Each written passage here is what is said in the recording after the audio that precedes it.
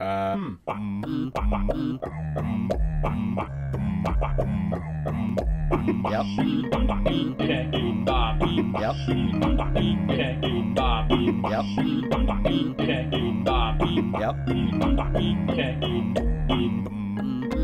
Like that? Yep. Hello again, dear listeners. Here it is. Another week, another episode of Hey, I've Got an Idea show. That's my brother, Mason Creepy Crimes Williams. And I'm Mason Creepy Crimes Williams. Welcome to Night Vale. It's an invention podcast brought to you by Squarespace, home of the Angry Whopper. Challenge your taste buds today. What are we making today, Luke? You came prepared. So I introduced you as Mason, then you introduced you as Mason, and then asked me what we were making today, Luke. Well, I mean, by this point, I think our listeners are familiar with our podcast, and indeed, anyone who isn't familiar with our podcast is familiar with all podcasts, and so they would have been aware that you are Luke because I am Mason. I mean, that's just how you derive that. It is possible, mind you, that they saw, oh, what's this? A podcast about two brothers? Let's see what this is about, and figured out that it was two voices and therefore two identities, and the names were sort of secondary. Okay. But yeah, I feel like we're optimizing for sure. We're definitely getting to our best introduction yet. This is the greatest of our introductions. But you know what? It's time. The two of us, we're going to invent things. We're not going to dilly-dally around. We're going to work together and make a thing. What are we making, Luke? I already asked you that, but you didn't tell me, so I'm going to ask you again, and you're going to fucking tell me. What are we making today? Fair enough. You said dilly-dally. Well, it's a funny story, because if you please continue with this segue. I want to hear it. If you dilly, that's kind of silly, and dally, musical instrument. We're making a musical instrument. Well done. Good segue. Love it. Okay. So, any ideas? I do actually have ideas. Okay, go ahead. Okay, so I actually put some thought into this before we started. Uh-huh. And I was thinking about the different categories of musical instrument. You've got your woodwinds. Yes. You got your brass. Yes. You got your strings. Yes. You got your percussion. Yes. And, more recently, you have, synth and your wub-wubs and so forth. Mm-hmm. But I was thinking particularly of different types of things and like how the sound is produced. And with brass, you got your trombone, right? And you have the tube, the resonating chamber of the trombone. It extends, and you can, it lengthens, and that changes the pitch.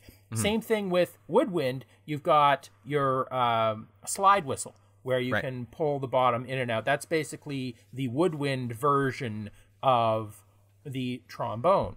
And then on the string side, you've got instruments like the steel guitar, where you can, go back and forth along the string and change the pitch. But then I was thinking, what is the percussion version of that? And I don't think there is one. So here's my pitch. Okay.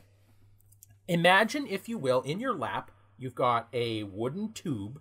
Yes. And then inside that wooden tube, there's another wooden tube that's got a handle leading off to the side. So you got one hand, you're extending and shrinking that wooden tube. With your other hand, you're beating on the tube, so it's like dook, dook, dook, dook, dook, dook, dook, dook, dook, dook, dook. And you can basically have one instrument that provides different pitches, but it's the percussion version of that. Okay. Responses yes, to a few of the different points here. I know I monopolized that for like a minute, so fine. by all means, we are ready for your response. I will remain quiet. Not quite equal in mechanics, but similar in an adjustable pitch for a percussive instrument. Mm-hmm. One thing that came to mind was the rototom, which I have no idea what that is. It's called roto as in rotate, and you hit it and you turn it as you hit it, and it adjusts the pitch of the drum. So sometimes I know you get that in like the Neverhood soundtrack, and it's got kind of like a foreboding sort of sound that it's kind of like boom, like sounds like that. Like that is usually a rototom. Very much a specialized instrument that's just used for just that. Like, yeah. Anyway, but in terms of the sliding tube thing, I gotta say that seems like, and mind you, it's only one group that it's coming from, but Blue Man Group is definitely doing that. Oh, you're talking about like the PVC tube thing that they do. Yeah, I mean, it's not wood, but adjustable length of tube that they're banging on. Yeah, that's their shtick. Like a part of their shtick. They have a lot of shtick. Yeah, they do have a great deal of shtick. But yeah, like this is like a more classy version of that. This is one that you could bring to an orchestra. Okay, and I acknowledge that as like their... man, I mean, I wonder if something like that exists somewhere in some culture, because it does seem like a sort of a predictable thing. Another thing that comes to mind is, strangely, when you talk about percussion with adjustable pitch, technically all of the like piano instruments fall into that because of all their little mallets, but even like the xylophone, the marimba, the glockenspiel, like all of those still have pitch, and they're still things that you hit. So yeah, but that's not adjustable though. That's like that's true. A bitmap. That's true. Yeah. You know what's an interesting sound? What's that? You know how when you have like a metal pot and it's like half full of water, and you're like bringing it somewhere and you hit it against something and you get that boing. Yes, noise? I do. I love that noise. Yes, I do. And god damn it, I'm gonna make a lot of work for myself. But okay, so here's an example of that sound.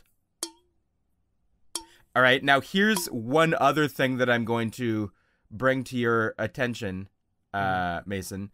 If you were to bang like a reverberating metal thing, like say a tuning fork, yeah, and then submerge it in water, it has a really great sound too. So I found something like a tuning fork, and here's an example of that sound of it going into water. Okay, that's pretty cool. Yeah, so like that, like I don't even know how you would get. Okay. Here's the thing: sound is vibration in a medium. So you have sound in the air. That's what we normally hear sound in. But you also have sound underwater. In theory, you could have different sounds in all different kinds of, liquids and gases. Like we know you inhale helium, right? Your pitch changes. So how about an instrument where the pitch is constant, but it changes the gas or liquid that it's in to change pitch? So instead of in any way lengthening or shortening it or like having different versions of it, you just have the one thing you're hitting, just talk, talk, talk, talk. But you're swapping out chambers of what the vibration is traveling through. I can't think of a way to make that like functional as an instrument without just duplicating it a bunch of times with the different settings. Like it's like the different glasses with different amounts of water in them, so that you can, what's great is that this instrument has not been used for a while, but there was an instrument called the glass harmonica, not harmonica. There's no H. It's an harmonica, and it's basically like this was used hundreds of years ago. This is the thing. It's a picture like a lathe, like a glass thing that's spinning in front of you, and it actually has like fluid to it, and you're touching it on different points with your fingers. Oh, interesting. And it makes a noise. It's actually really cool. So it's just like a constantly motorized thing then? But like not a motor that would make a noise. I think it's more like keep in mind this is hundreds of years ago. I think it's sort of like an old-timey sewing machine. You know how you would have like a pedal that you would do? Yeah, that, but it's like a glass rod with different widths, and it's spinning through like a little trough of water, and you're playing it with your moist fingertips.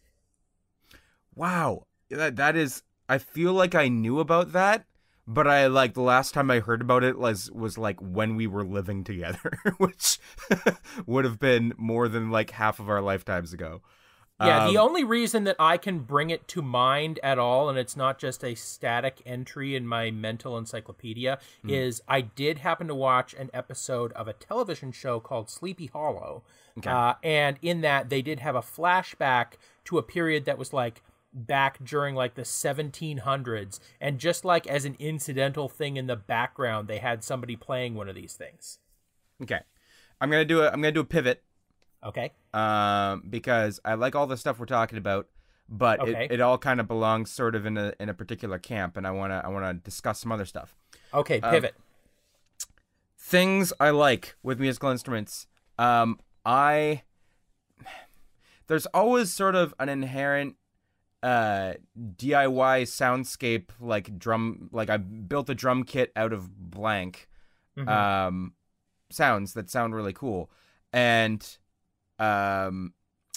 you get this with remember that one Tarzan song? I believe it was a Phil Collins song where the monkeys were all playing with the junk. Oh yeah, fuck. Yeah. And like you could tell that it was found sounds, right? That they were animating essentially what they were actually playing in the sound studio. Like, okay, so this is an actual question that I was planning on asking you, and I can't believe that we got to this place simultaneously. But this is the question I'm going to ask you. Yeah. Where is the dividing line between a musical instrument and a Foley performance? I mean, okay, so this goes into something else as well.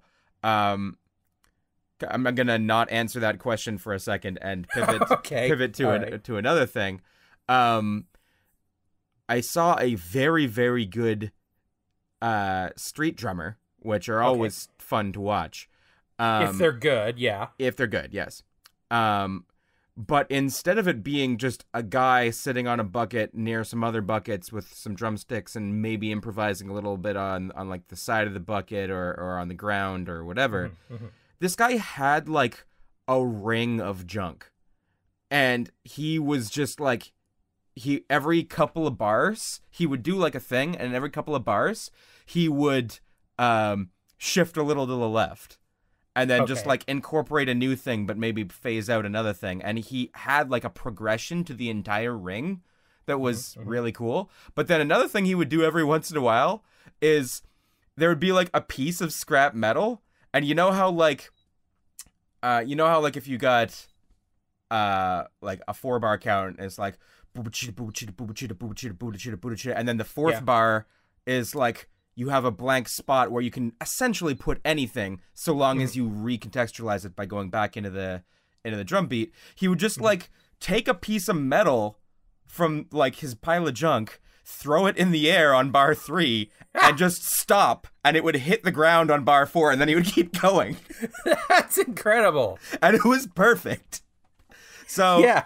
All right. I mean, that seems like the most fun thing. Like, I mean, you know, making music is its own fun in its own right based on whatever role you seek to play. That seemed like he's found an improvisational style which is sort of unprecedented in a way. Like he could literally just like pick something out of somebody's hand and throw it on the ground and it would have its proper place because he would know where to put it. Okay, so maybe that's the answer to the question of the dividing line between Foley and musical instrument. Like, it doesn't matter if you're punching a watermelon, you know, to simulate the sound of punching a person. As long as you're doing it in 4/4 time, that's a musical instrument. Yeah. Huh. I mean, that goes back a ways. I mean, that goes back as far as... God. I'm picturing an action scene in a movie now where the guy's just, like, punching a dude, but just out of nowhere in the middle of the action scene, he just starts punching him in 4/4 time. And he's just, like, playing a song on the guy's head. Yeah. Yeah, pretty much. I mean, I'm trying to think back to where the origins of this might be, and I feel like it basically had to have been from around when we swallowed just simple 4/4 sequencing for like dance music. I feel like that was when that had to have started. But anyway, we don't need to delve too far into the genre. That might be another week. We're talking about musical instrument. And I just sort of wanted to highlight the fact that performance can be a very, very fun part of it. If it's a very, very fun instrument, it's just as fun to watch being played as it is to hear, what actually comes out of it. Well, I believe, like, that's the difference between a fiddle and a violin, right? Like, it's the same fucking instrument, but the way in which you play it makes it a different thing. Mm-hmm. So, like, maybe we don't need to invent an existing instrument. We just need to take an instrument that already exists, play it in a different way, and now it's a new instrument. Okay. What about playing a ruler on the side of the desk? Yeah. That's the thing, right? Uh-huh. That is sort of just like slapping. Yeah. No. Like, not slapping the ruler on the desk. I mean, pinning the ruler to the desk with a little bit of overhang, and then playing plucking the overhang, and having to do that. Like, I'm just trying to see if there's anything at my now desk. The interesting thing there is you move it in, move it out. You get different tones. You can actually match up how far on the ruler is each tone, and you can say, okay, 3 centimeters is C, 3.5 centimeters is C sharp. Mm-hmm. So, I mean, I feel like there's some missed opportunity there. That has anybody really, really mastered the art form of playing the ruler on the desk? I am sure there are many children in schools as we speak who are playing that at a virtuoso level. But here's the thing, as soon as they graduate, they stop playing that for like 3 consecutive days, they're going to lose it. That's true. You got to hang on to that ruler skills. Mm-hmm. Okay, what else do we want? Okay, so we've got our primary categories, the woodwind, the brass, the percussion, the string, the synth.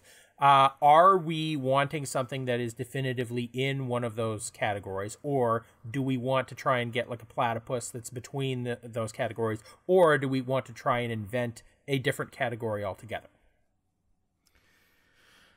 I'm feeling like different category is kind of our style. True. But also, especially if we go into like the Foley kind of stuff, where we're gonna get into something kind of weird that maybe takes a while to set up, that it will kind of invariably cross genres of musical instrument, or categories. I tell you what I want. I don't want, whatever we make, I do not want something where you could just sample it and then pitch it up and down, send it to a keyboard, play it, and then have that be just as good as what we make. No, fair enough. That I want something where you have to have the instrument to get the sound. Okay. Now, let's talk for a second about associated culture, right? So you have a fair number of Asian instruments, the koto, the shamisen, which will sort of denote a certain flavor. And indeed, that's a certain sort of like, especially when you try and fuse those instruments into somewhere where they don't belong, you suddenly get like, oh, I get it's going for this kind of flavor. A less conventional one being like the accordion, that sort of is like Scandinavian, French, Russian. That sort of crosses a bunch of different countries, but it still denotes like a certain thing. Like, you don't hear accordion in most Western pop music. You go down to India and you've got like the sitar and the tabla, and like that's got its own sound and its own rhythms, and they've got the what do you call it? The it's not semitones, it's like semitones. Like, they've got the scale that goes way more wonky than we're used microtones. to. I guess it is microtonal. Yeah, microtonal. Nanotones. I feel like it's called microtonal. They've got microtonal scales that they use because they can hear that a little bit more naturally because they've grown up with it. And to us, it sounds just kind of like weird. That's not fair to say, but it kind of is. I mean, it seems foreign. Music, much like color or like the flavors of food, is very much like your perception is based on your conditioning. Yep, I know. So, okay, now here's another big question. All right. What we bring to the table is Canadian.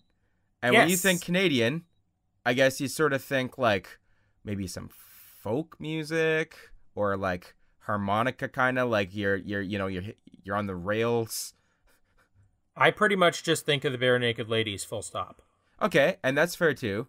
Bare Naked Ladies do sort of get to be a more classical Canadian sound, and I guess technically Drake, but I don't really count him as music. That's the other thing. Modern Canadian music being like more Drake and I guess Bieber, like just because they sort of came from here. Bieber, we revoked Bieber. He's American now. But that's like, it doesn't define a Canadian sound. And The Weeknd too. Those three are. Wait, hang on. The Weeknd is Canadian? Oh yeah. Really? Yeah, Weeknd's from Toronto. Did not know that. Yeah. So. Okay. So you got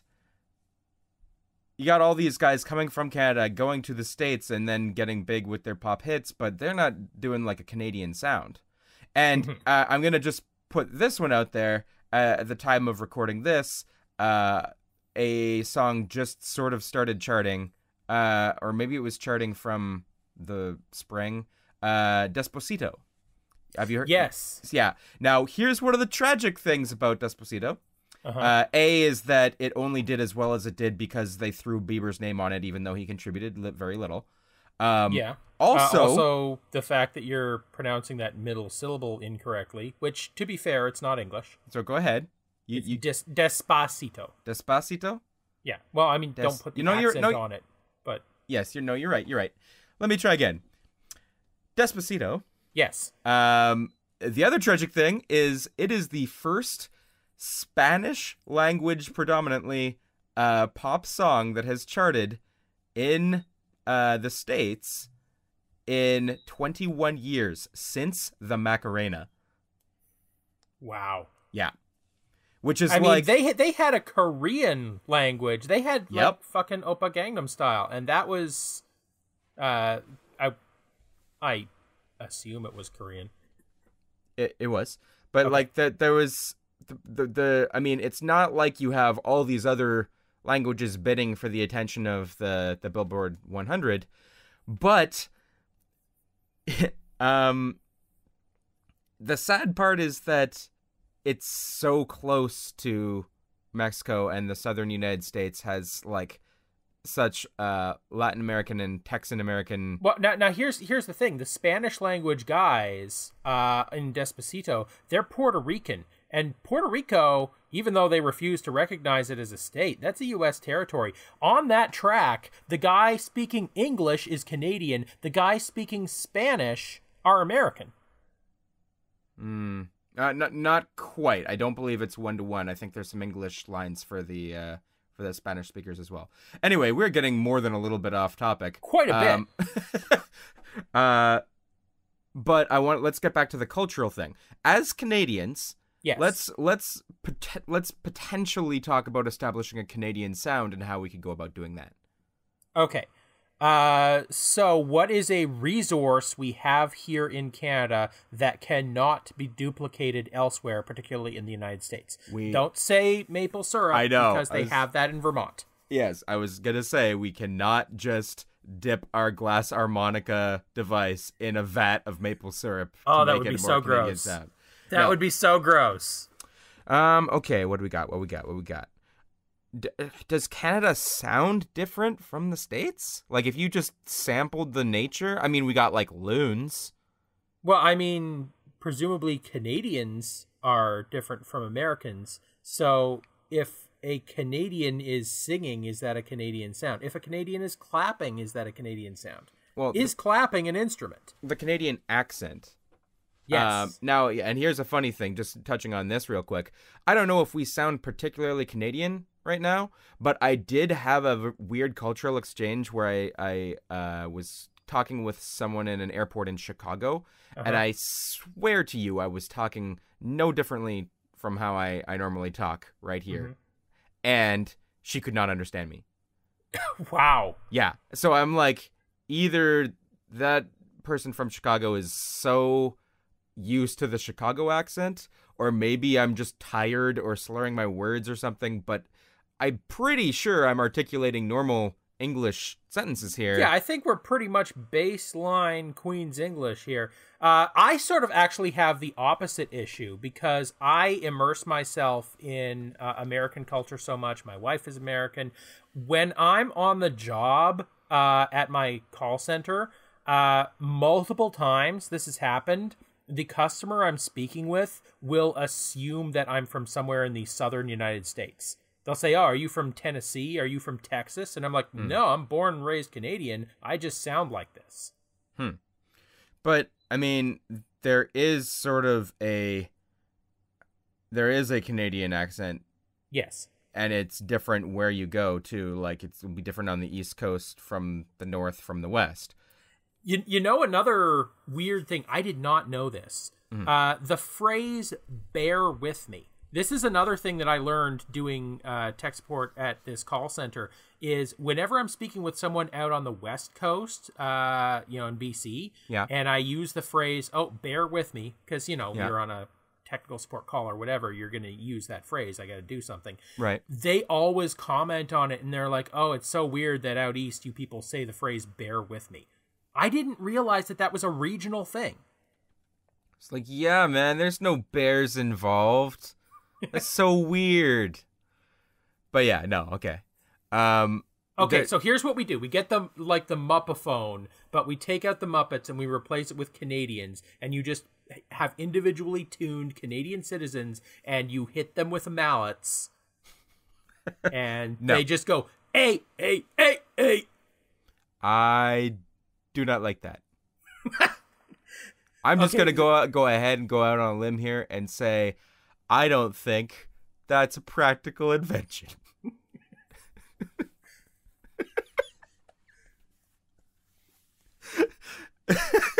Okay, so, I mean, what comes first here? The wanting to make it Canadian, wanting to make it a practical instrument, wanting to make it a unique sound, and really like something new. I mean, okay, let's talk about another thing here. You were talking about how synth sort of like breaks the mold and does something else. Yes. It would be nice to be able to incorporate a fusion of analog and synth. Okay. Like, it's always interesting to see when you have like synth drums that are acoustically being played, or like basically anything that comes out of a keytar. Well, like the ultimate example of that, of course, is the theremin, because the theremin is an electronic sound, but it's analog. Right. Yeah. So I'm thinking, can we do something similar where, like, maybe not one-to-one a theremin, but something that still is a synthesized sound, maybe very adjustable, very customizable, but you play it a new way. Okay. So similar to an accordion where you got two different hands doing two different things. On one side, you've got like the keytar type thing where you're playing notes, but then on the other side, you have the speaker is going to a cone or a tube, and you're lengthening and shortening that, so you're adjusting the pitch in analog of what's already coming out digital. Now, what do you mean? What do you mean by cone? I mean, like, okay, picture like a gramophone, how it's got that big cone coming out the top. So you've got the speaker and then there's like a cone or a tube or something extending out from the speaker, so the speaker's down in that tube, and you're adjusting that tube in real time analog with your other hand, and that adjusts the tone of what's coming out of the speaker. So you're playing with the one hand, you're fucking with the tube with your other hand, so it's digital, goes into the tube, and then you're adjusting that sound in analog. I like that. It also lends itself a little to some like customizable tricks. Like you could put a mute on there. And Yeah, do get like the a wah wah wah wah. Yeah. I just want to take a second, if I may. Speaking of that muted sound, this is my impression of Charlie Brown. Okay. Going through puberty. Okay. Gosh, I saw the red-headed girl in class the other day. She is so pretty. And when she bent over to pick up her pencil, I just wah, wah, wah. And I hope that maybe one day I could take her out on a date and wah, wah, wah, wah, wah, wah, wah, and then she'd wah, wah, wah. Got a little racy there. Yeah, that is my Charlie Brown joke. Don't worry, I wanted to give everybody the real experience, so I uncensored that in post. Okay, good. Excellent. So, here's another thing let's talk about. Tap dancing. Tap dancing. Yeah. Playing an instrument almost with your feet. Yeah. I like it. Which, it's certainly not the only instrument you play with your feet. You got the kick drum. Yep. I remember, there's this dude I saw on YouTube, and he had like a looper that would loop his voice. And so he's doing all this stuff with the mic, but then he's also controlling the different loops of sound with his feet and various pedals. So he was awesome. I'm trying to imagine something really touchy with the fingers too. Like I want to get something as articulate as a harp in there. Like I love the way that a harp works, but I love the way that like one plays a harp and how the flourishes can be these full hand drag things, but generally you have this like very spider-like claw hand thing going where you have to pluck certain things with like up to all 10 of your digits at once. Okay. So, here's the thing, is like I said, the difference between a fiddle and a violin is all in how you play it. So a harp is a very classy, delicate, sort of ethereal kind of instrument. But if we could just play it in a more badass way, then it becomes a different instrument, even if it's not physically any different. Okay. Tell me if you think this is too extreme. Okay. Get it. You get a harp. Yes. And then you get a chainsaw. Ooh. Okay. Yeah, and then you destroy the harp. Yeah, I think it got away from me a little. Yeah, no, because that's the strings are not going to stand up to that, my friend. Okay, let me try again. Okay. You get a harp. Yes. And you get a weed whacker. No, same problem. And it's slightly gentler, but it's still going to be like what you would want. Okay. Picture the bow that you have on an instrument such as a violin. Yes. But it's a circular version of it, and it's spinning sort of like a circular saw, but it's just the string of a bow that's somehow spinning, okay? And then you hold that up to the strings of the harp, and you're going back and forth with it. How you say somehow spinning? Are we using a motor again? Yeah, but it's very quiet motor. We don't want the sound of like a 2-stroke fucking lawnmower engine. No, we got like perhaps a pedal powered thing, and you just got this spinning circular bow. And I'm not sure how you have a tension string in a circle, but you have that going, and then you just hold it up to the individual strings of the harp. Now, what's interesting about that is that sort of eliminates the dynamics of it. Like when you have a guitar and you pluck a string and it's got like, you know, a loud sound at the beginning and fades out and then it's gone.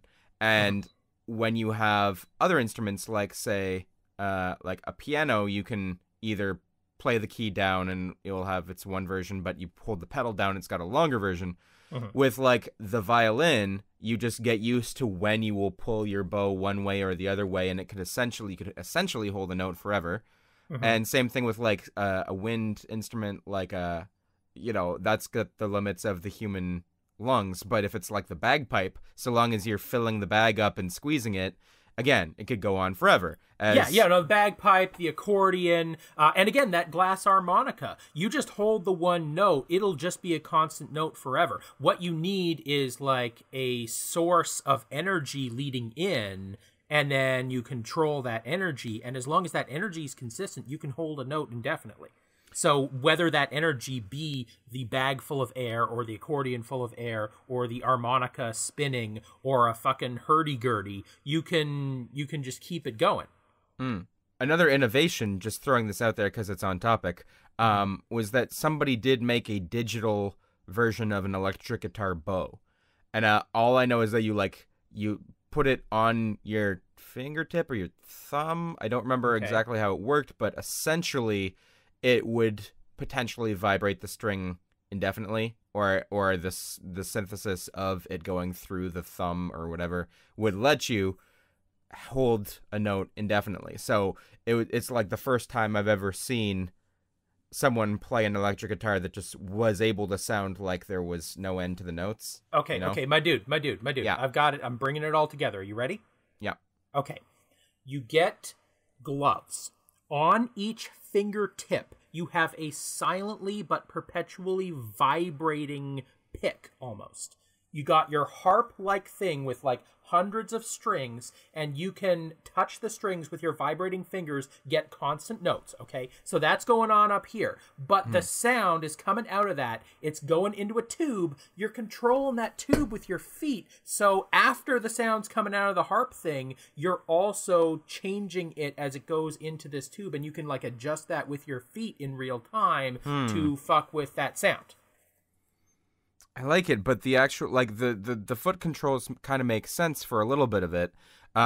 Also, the concept of, I mean, it sounds like these perpetually vibrating fingertips would have an indefinite, like, note length. But it seems like a lost opportunity that at least one foot could be, like, depressing an airbag. Okay. So you've got like 5 tubes per hand leading up to your fingers, and you're just perpetually working like a foot pedal to keep an airbag filled, and your fingers are vibrating because there's air pumping out of them. Maybe. Hey, that's not... Okay, so like air currents. Yeah. Generally, all of the air currents get harnessed into like tubes. But if we had it like up against a whole bunch of beer bottles, you could play the air jet along the beer bottles. That's something else entirely. But it's that's sort of similar to a pipe organ, though, because a pipe organ is basically a bunch of beer bottles connected to a keyboard. Yeah, I guess that's not too innovative. I was excited for a second because I felt like we were talking about a new category. Here's the thing. The combination of woodwind and string, you've got air coming out of your 10 fingers, right? It's constantly coming out of your fingers. You hold it up against the string vibrates because you're blowing on it. Okay, here's another thought. We got the fingers working. We got the feet working. Yes. We're not using our mouth. And I can't think of another instrument. That's not true.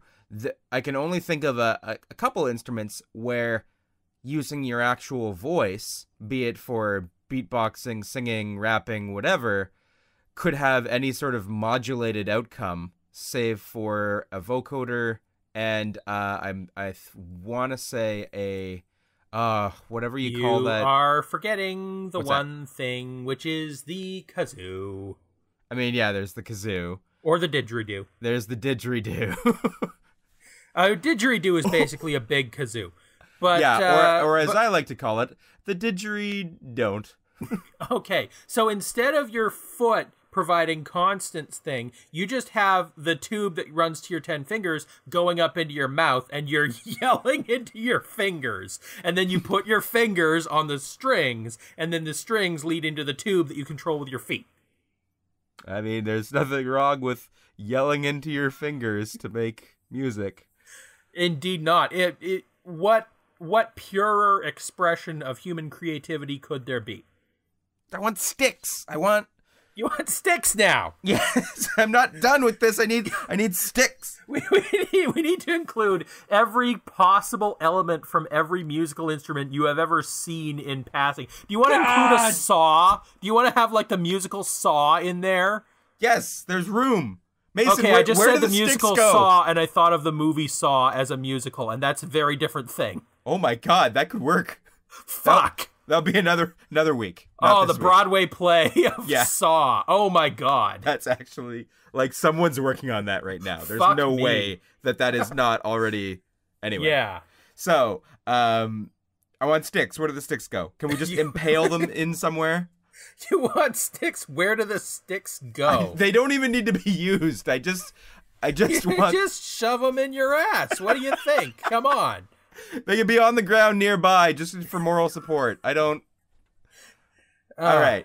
No, so, the sticks are inside the tube. So as you're moving it, generally they don't get engaged. But if you move it too fast, like you're jostling it, then you start getting like a percussion thing that comes out with the sound. What if the sticks were able to be used on the cone at the bottom? You can use a stick on anything. Yeah, that's true. But like on the cone specifically, like if it was more of a big brass kind of like a gramophone. And okay, so what does it sound like if you're playing a tuba and someone is banging on the tuba with drumsticks as you're playing it? Is that a sound? You know, you make a good point. I feel like maybe that doesn't actually add to the tuba experience.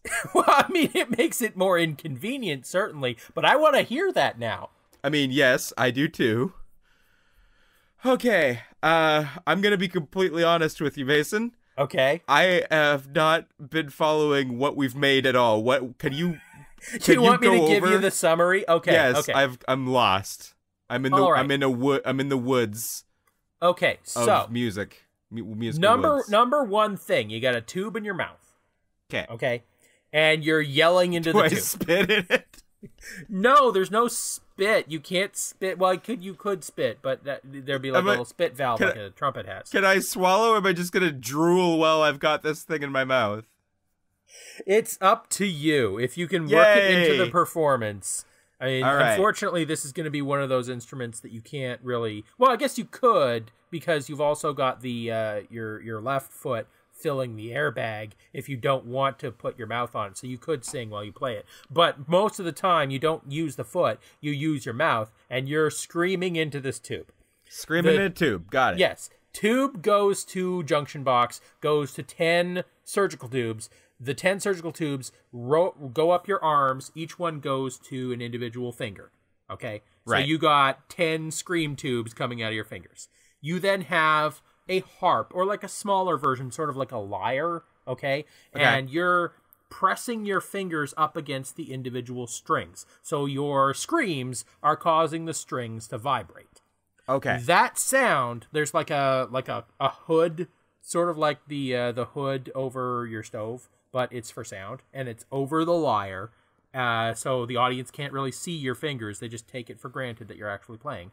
The hood captures that sound, goes to a tube that has like a telescoping attachment. That's your other foot is attached to that, and you make the tube go in and out and lengthen and shorten it in real time as you're playing, and that causes the scream harp sound going through the tube to also get like an aftertouch to it, get higher or lower pitch as you lengthen or shorten the tube. So could there actually be a synthetic element to it there that you can sort of turn on and off? You have like the acoustic version, and you have the like enhanced version that maybe you get more foot controls in there to make it even more like adjusted.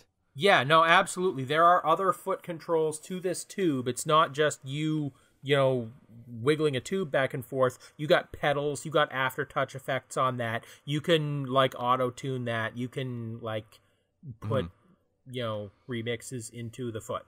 You can remix it with your foot. And then it goes to the cone, which you could do the wah-wah analog again, and whatever else. Then it gets recorded, and you have Justin Bieber sing, and it's good. Okay. Now, what if I was to kick the bottom? Well, the same thing that happens if you kick any other musical instrument that isn't meant to be kicked. You do get a unique sound, yes, but then the person playing it would be very upset with you. Okay, fair. What if... You just run up on Yo-Yo Ma, kick the cello out from under him. What if I used my hands for violence? You're already using your hands if you're playing this. You got tubes on your hands. What if I smashed them like the Hulk? Like, can I play this like, would people bang on a piano? Like, was it Guy Smiley from... No. Guy Smiley did play... Guy Smiley was on Sesame Street, but there was the one composer who's like, I'll never do it. And he bangs his head on the piano. Bangs his head on the piano, yes. If you want to bash it with your forehead, you're already using every other part of your body like an octopus. But if you want to bash this with your forehead as you're playing, yes, you can do that. If you want to pelvic thrust at it, you can do that. If you want to, like, flex your pelvic floor, you can control something or other with that. There's still farts. You didn't even... That's true. If you are Lepetomaine, you can fart in tune as you do all of these things. Mason, how do I get the fart into our instrument? It's gonna be separate. It's just gonna be flying out the back. That's no good. Do you want more surgical tubes, or do you want a Star Trek style transporter?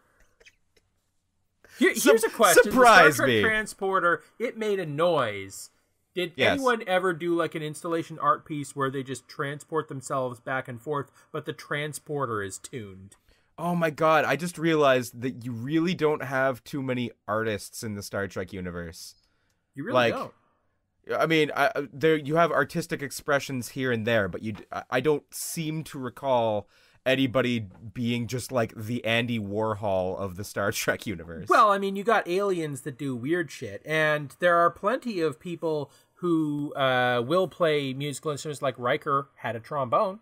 There's plenty of people who play musical instruments just incidentally, but the show is not about that. The show is about, boldly going. And if you wanted to watch a show about playing music in space, then you could watch our children's show where people have a musical instrument. They have a band and they play music every episode. That's true. That's good true. Team go. Yeah, it is a good team, and it should go. It is a good team, and they do go.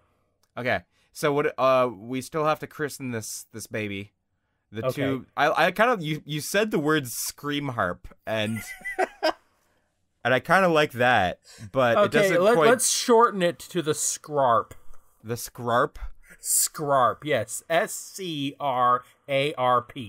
Now here's the thing: as much as it doesn't sound like it's a cheap or effective instrument yet, completely. I mean, if you put it in front of me, I would definitely play it. I mean, I'm still kind of stuck on the physics of the sound actually traveling through those tubes. Like, I think it needs to be encouraged with power or amplification or something. Okay. But other than that, like the 10 needless steps that were involved, I think it would make a very custom sound, sure. And it would be... It would be the Scrarp, and that would be our Canadian sound, I guess. It's very Canadian. Yeah. I'm feeling more patriotic right now just imagining the sound that would make. And Luke, if I could impose upon you, I know you've been putting a lot of sounds into this episode, like the after work that you do on these, and I do appreciate that. We didn't submerge any of this in water. Okay, so let's just dunk it in a tank of water sometimes. In a tank of maple syrup. Sure. Okay. Okay. What I'm going to need you to do, Luke, if you could just play us a little Scrarp at the end of the episode. Yeah, that shouldn't be too hard. That would be very easy for you. Okay, so here's the common C major scale on the scarp. You ready? Here we go. I'm ready. All right, hang on. Let me actually get. Got to get ready here. Get your scarp out. I got the thing in my mouth. I got. There's on my gloves. Got all the tools on my fingers. Good. Okay, yeah. And I got I got my foot here. Foot here. Yeah. All right. And here's the C major scale of the scarp. And here we go.